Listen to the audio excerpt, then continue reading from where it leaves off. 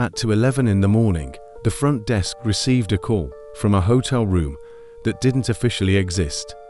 The man on the line whispered one sentence, and by sunrise, no one could prove he had ever checked in.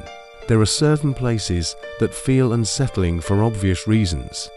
Empty parking garages, isolated roads, abandoned buildings. But I think the places that disturb people the most are the ones designed to make you feel safe. Hotels are a perfect example.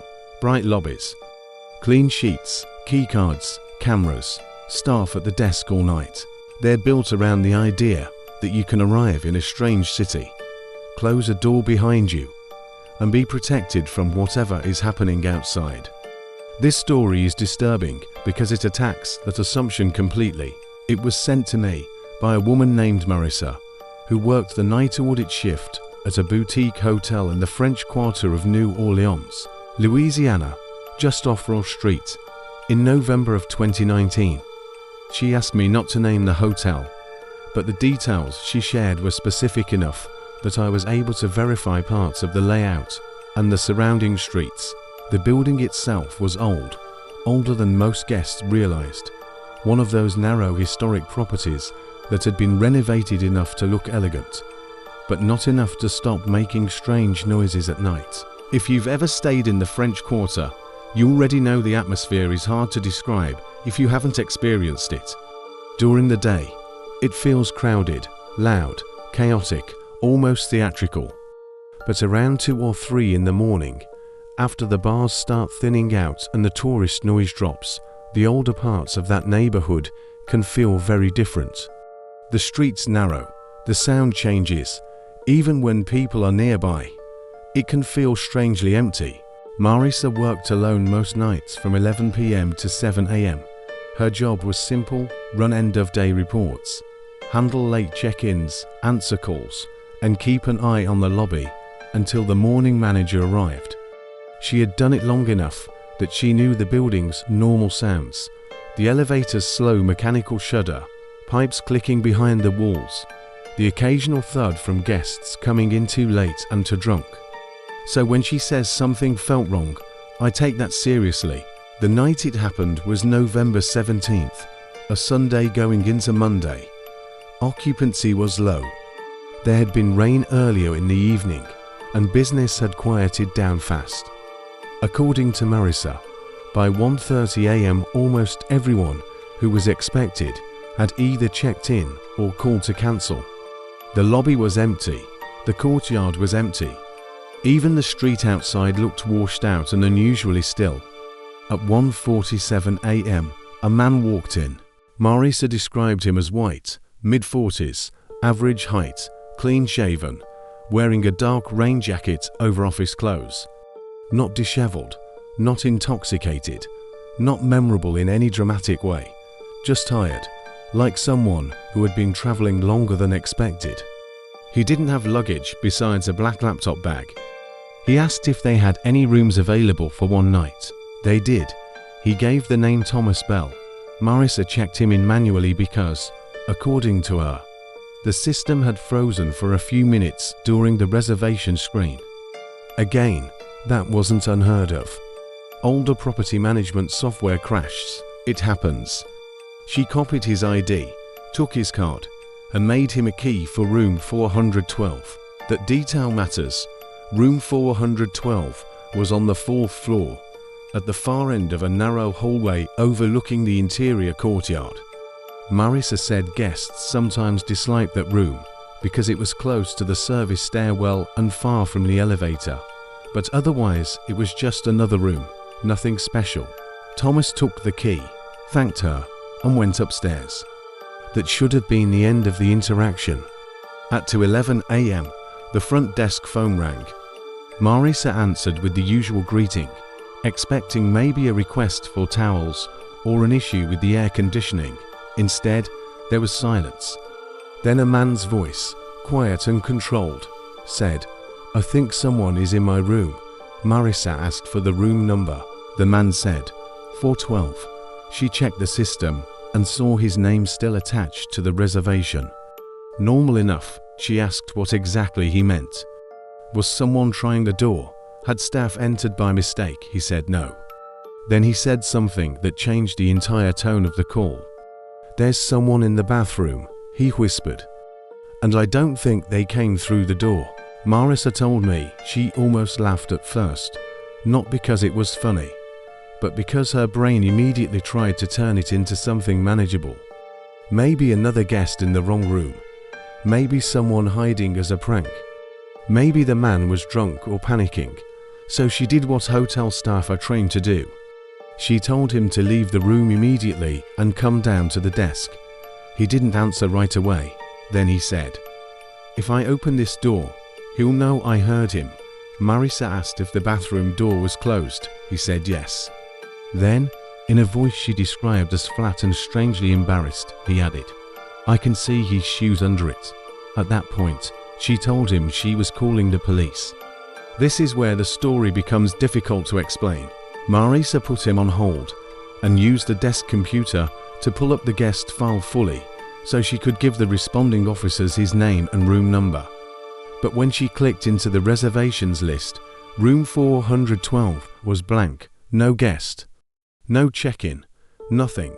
She assumed the system had glitched again and checked the key log. According to the key system, a card had been made for 412 at 1:49 a.m., but the guest name field was empty. She picked the call back up. The line was dead. Marissa called the room directly. No answer. She called again. Nothing.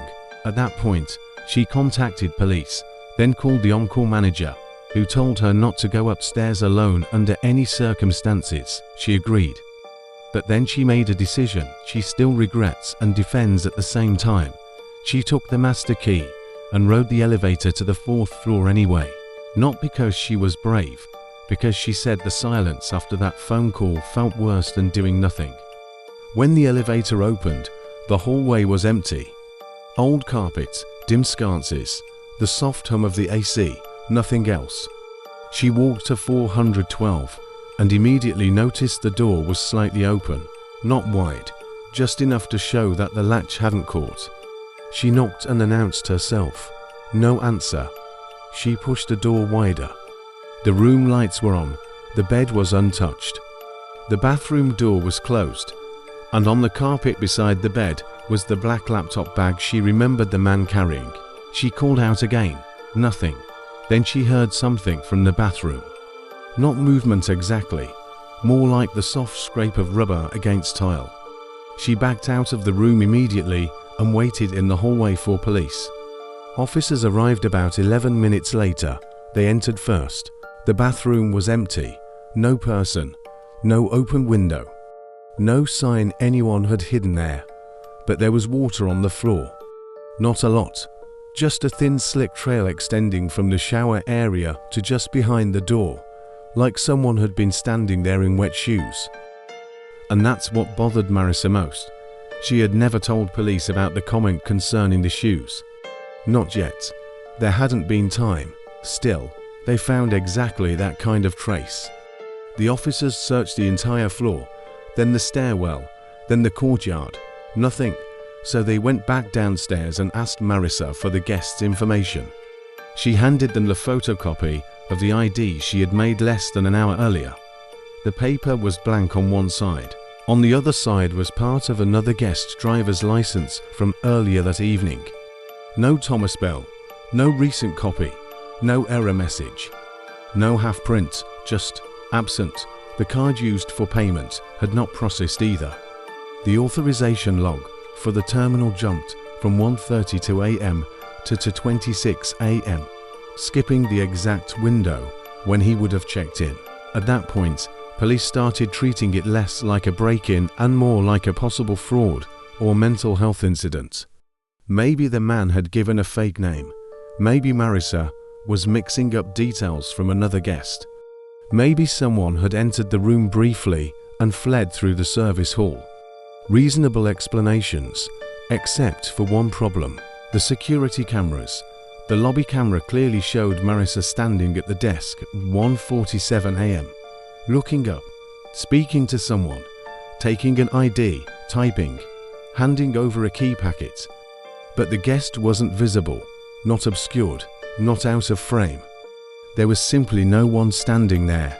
Marisa is visible nodding, smiling politely, even sliding the registration card across the marble counter to empty space. Then, less than 2 minutes later, she can be seen watching that same empty space move away toward the elevators.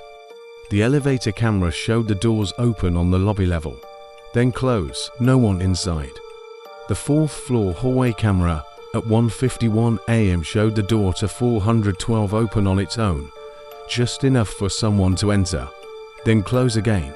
No one visible, no member of staff has ever explained that footage. Marisa quit 3 weeks later, not because she thought she had seen a ghost, or because she believed in anything supernatural. In fact, she was almost defensive about that when she wrote to me. Her exact words were, "I don't think it was paranormal. I think it was worse, because it was real and I still can't explain it." She kept thinking about the phone call, about the man whispering instead of shouting, about the way he said, "I don't think they came through the door," and about the sound she heard from the bathroom, that soft scrape on tile, before officers arrived and found it empty. Years later, one detail still gets to her. At 2:09 a.m., 2 minutes before the call from 412, the front desk security camera caught Marisa looking away from her reports and toward the hallway behind the desk. Not sharply, not like she heard something alarming, more like she sensed someone standing nearby. When investigators zoomed in on the reflective glass of the office door behind her, they found the faint outline of a figure, not in the lobby, behind the desk, inside the employees' only corridor. No record shows anyone entering that area all night. So this is the part I want you to think about. If there really was a man in room 412, then someone, or something, may have been in that bathroom with him. But if there wasn't, then who called the front desk? And why did Marisa spend nearly 20 minutes helping a guest that the cameras never captured, the system never recorded, and the building itself seemed determined to erase? Because sometimes the most disturbing stories aren't about seeing something impossible. They're about watching ordinary evidence fail, piece by piece, until the only thing left is your memory. And if that's the only place an event still exists, how long before you stop trusting that too?